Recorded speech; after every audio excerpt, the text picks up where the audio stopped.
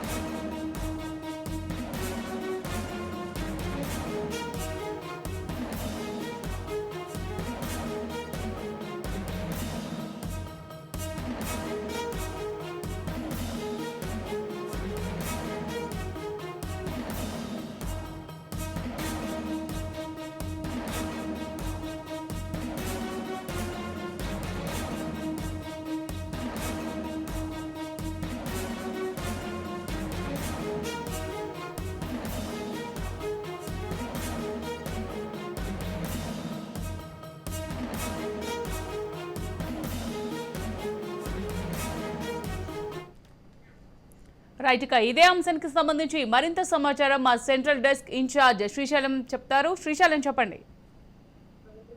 అమూల్య, ప్రపంచ వ్యాప్తంగా కూడా అందరి దృష్టి అమెరికా ఎన్నికల పైన ఉంది. అమెరికా ఎన్నికలలో మొట్టమొదటి ప్రధానమైనటువంటి ఘట్టం మరో 8 గంటల లోపు అమెరికా ఏబీసీ న్యూస్ కేంద్రంగా జరగబోతుంది.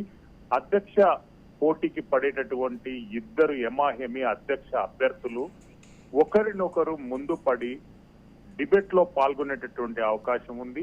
అమెరికా అభివృద్ధి కోసం వాళ్ళు ఏం చేస్తారు, అమెరికాలో జరుగుతున్నటువంటి అభివృద్ధి కార్యక్రమాలపై సమీక్షతో పాటు వచ్చేటటువంటి అంటే ఇప్పటి వరకు కొనసాగినటువంటి డెమోక్రట్లు వాళ్ళు 4 సంవత్సరాలలో ఏ కార్యక్రమాలు చేశారు, డొనాల్డ్ ట్రంప్ ఇంకో 4 సంవత్సరాలు వస్తే ఏం కార్యక్రమాలు చేస్తారనేటటువంటి అంశంపై ఆసక్తికరమైనటువంటి చర్చ మరో 10 గంటల లోపే అమెరికా కేంద్రంగా జరగబోతుంది. అమెరికా ఎన్నికలలో ఇది ప్రధాన ఘట్టంగా భావించవచ్చు. మరో పక్క ప్రపంచవ్యాప్తంగా అమెరికా ఎన్నికలపైన దృష్టి సారించింది. కొనసాగుతున్నటువంటి డెమోక్రట్లు ఏ కార్యక్రమాలు చేశారు, అంతర్జాతీయంగా ఏ కార్యక్రమాల్లో ఫెయిల్ అయ్యారు, జాతీయంగా ఏ కార్యక్రమాల్లో వాళ్ళు సక్సెస్ సాధించారనేటువంటి అంశాలతో పాటు డెమోక్రట్లు డెమోక్రాట్లు వాళ్ళు ఏ రకంగా పనిచేశారు, రిపబ్లికన్లు ఏం చేస్తారు అనేటటువంటి అంశం పైన పూర్తి స్థాయిలో చర్చ కొనసాగుతుంది.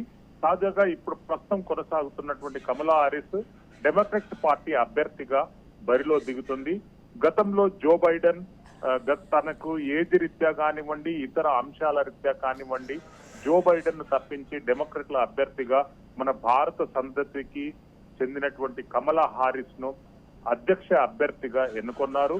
మరోపక్క డొనాల్డ్ ట్రంప్ అంటనంటే వివాదాస్పదమైనటువంటి నిర్ణయాలకు కేంద్ర బిందుగా నిలిచేటటువంటి డొనాల్డ్ ట్రంప్ తాను మేక్ అమెరికా గ్రేట్ అగైన్ అనేటువంటి స్లోగన్ తో ముందుకెళ్లడమే కాకుండా అమెరికాలో ఉన్నటువంటి నెగిటివ్ అమెరికన్స్ ను పూర్తిగా ఆయన హోల్డ్ లోకి తీసుకొని వాళ్ళ అభివృద్ధి గురించి మేము పనిచేస్తాం అనేటటువంటి అంశంతో పాటు అమెరికా అనేటటువంటిది ఒక డస్ట్బిన్ కాదు, ప్రపంచవ్యాప్తంగా ఉన్నటువంటి డస్ట్ నంతా అమెరికాలో డంప్ చేస్తే మేము యాక్సెప్ట్ చేయమని చెప్పి ఓపెన్ గా వ్యాఖ్యలు చేసి గత ఎన్నికలలో అతను గెలుపొందాడు. అదే తంత్రాన్ని ఈసారి కూడా ఉపయోగించేటటువంటి అవకాశం ఉంది. మేక్ అమెరికా గ్రేట్ అగైన్ అనేటటువంటి నినాదంతో ముందుకు రాబోతున్నాడు అమూల్య. అంతేకాకుండా హ్యుమానిటేరియన్ వర్సెస్ ఇల్లీగల్ ఇమిగ్రేషన్ రెండు సబ్జెక్టుల మధ్య కొనసాగుతున్నటువంటి వారుగా భావించవచ్చు మనం ఈ అంశాన్ని. ఈ అంశం పైన పూర్తి స్థాయిలో కూడా చర్చ అంతర్జాతీయంగా కొనసాగుతుంది. హ్యుమానిటేరియన్ అంశాలు అంటనంటే అంతర్జాతీయంగా ఉన్నటువంటి అన్ని సమీకరణలకు డెమోక్రాట్లు మద్దతు తెలుపుతారు. కానీ డొనాల్డ్ ట్రంప్ ప్రాతినిధ్యం వహిస్తున్నటువంటి రిపబ్లికన్లు ఈ అంశానికి పూర్తిగా వ్యతిరేకం. అమెరికా అంటనంటే అమెరికన్ల గురించే ఏర్పాటైనటువంటి ఒక ప్రత్యేకమైనటువంటి దేశం. కానీ డెమోక్రాట్లు మాత్రం అట్లా కాకుండా ప్రపంచవ్యాప్తంగా అన్ని సంక్షేమ కార్యక్రమాలు, అన్ని వెల్ఫేర్ కార్యక్రమాలతో పాటు అమెరికా అభివృద్ధి సర్వతోముఖాభివృద్ధిగా కొనసాగాలనేటటువంటి వాళ్ళ నినాదం. రెండుటి అంశాలపైన హోరాహోరీ పోరు కొనసాగే అవకాశం ఉంది. మరోపక్క ఏజ్ రీత్యా డొనాల్డ్ ట్రంప్ 79 ఇయర్స్, కమలా హారిస్ ఓన్లీ 58 ఇయర్స్. ఆ రకంగా కమలా హారిస్ కు చాలా వరకు ఛాన్సెస్ అనేటటువంటిది పబ్లిక్ మ్యాండేట్ లో కనిపిస్తున్నాయి. అంటే ఇమిగ్రేషన్స్ సంఖ్య చాలా అత్యధిక 56% ఆఫ్ ది పాపులేషన్ ఇమిగ్రెంట్స్ తో అమెరికా నిండింది. అక్కడ జీడిపి కానీ, రెవెన్యూ కానీ, everything depending upon the immigration తోని అక్కడ సెటిల్ అయినటువంటి ఇమిగ్రేట్స్ తో పాటు ఇప్పుడు వస్తున్నటువంటి అంశం అసలు అమెరికా మేక్ గ్రేట్ అగైన్ అనేటటువంటి నినాదంతో డొనాల్డ్ ట్రంప్ చేస్తున్నటువంటి క్యాంపెయిన్ ఎంతవరకు సక్సెస్ సాగిస్తుందనేటటువంటి క్వశ్చన్ మార్క్ కంటిన్యూ అవుతున్నటువంటి ధర్మిల కమలా హారిస్ ఒక మహిళ, ఆమె ప్రాతినిధ్యాన్ని ఎట్లా బలపరచాలి అనేటటువంటి చర్చ కూడా ఒకటి కొనసాగుతుంది. 1920 సంవత్సరం వరకు అమెరికా దేశంలో మహిళకు డైరెక్ట్ గా ఓటు హక్కు లేదు. ఆమె అధ్యక్ష తరహా అంటే పెద్ద పొజిషన్లలో కాంపిటీషన్ లో పోటీ చేసేటటువంటి రైట్ 1920 సంవత్సరం వరకు లేదు. ఇప్పుడు మహిళల ఆధిపత్యాన్ని, మహిళల డెవలప్మెంట్ ను, పొలిటికల్ ఇంటర్ఫియరెన్స్ ను యాక్సెప్ట్ చేసేటటువంటి పరిస్థితిలో అమెరికన్ టెండెన్సీ ఎప్పుడూ లేదు. 2016 సంవత్సరంలో Hillary Clinton and Donald Trump ఇద్దరు కాంపిటీషన్ లో పోటీ చేస్తున్నటువంటి తరుణంలో అత్యధిక సంఖ్యలో అన్ని పోల్ సర్వేస్ హిల్లరీ క్లింటన్ గెలుస్తుంది అనేటటువంటి అంశాన్ని ప్రస్తావించాయి. కానీ డొనాల్డ్ ట్రంప్ మాత్రం అత్యధిక మెజార్టీతో గెలిచాడు. అందు గురించి అక్కడ మహిళా ప్రాతినిధ్యాన్ని, మహిళా ఆధిపత్యాన్ని అక్కడ యాక్సెప్ట్ చేసేటటువంటి పరిస్థితులు అమెరికన్ ఆర్జినిటీలో మనకు కనిపించలేదు. కమలా హారిస్ ప్రాతినిధ్యాన్ని చూస్తే మనము తను ఒక అటార్నీ జనరల్ గా, ఒక గవర్నర్ గా, ఒక వైస్ ప్రెసిడెంట్ గా సక్సెస్ఫుల్ ట్రాక్ రికార్డ్ సాధించడమే కాకుండా అన్ని వివాదాలకు దూరంగా ఉండే ఇండియన్ సంతతి నుండి ప్రాతినిధ్యం వహిస్తుంది. ఇండియన్ సంతతికి అమెరికాలో చాలా గౌరవం ఉంటుంది. టెక్నాలజికల్ గా ఏ అవుట్ఫిట్ అయినా కానీ, టెక్నాలజికల్ గా ఏ అభివృద్ధి చెందినా కానీ ఇండియా బేస్ తోనే అమెరికాలో అభివృద్ధి చెందిందనేటటువంటిది అందరికీ తెలిసినటువంటి అంశం.